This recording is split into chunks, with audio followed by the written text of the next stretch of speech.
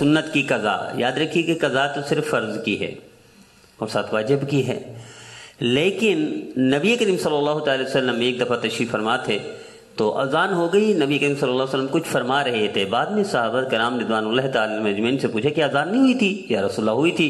تو فرمایا اذان کا جواب نہیں دیا، حالانکہ نہ واجب تھا نہ فرض تھا، تو وہ جواب خود بھی دیا اور صحابہ نے بھی دیا۔ تو اس سے واضح ہے کہ اگر کوئی سنت کی قضا کرتا ہے تو کوئی کباہت نہیں، واجب نہیں ہے، فرض نہیں ہے۔ اگر کوئی نفل کی قضا کرتا ہے تو کوئی کباہت نہیں، کوئی حاجت نہیں۔ سرکار دو صلی اللہ تعالی وسلم بہت سارے موقعوں پر امت کے لیے تھا، اللہ نے جو جس کام کے لیے نبی کریم صلی اللہ علیہ وسلم کو استعمال فرمایا، اور سرکار دو صلی اللہ علیہ وسلم کا ہر عمل حجت تھا امت کے لیے۔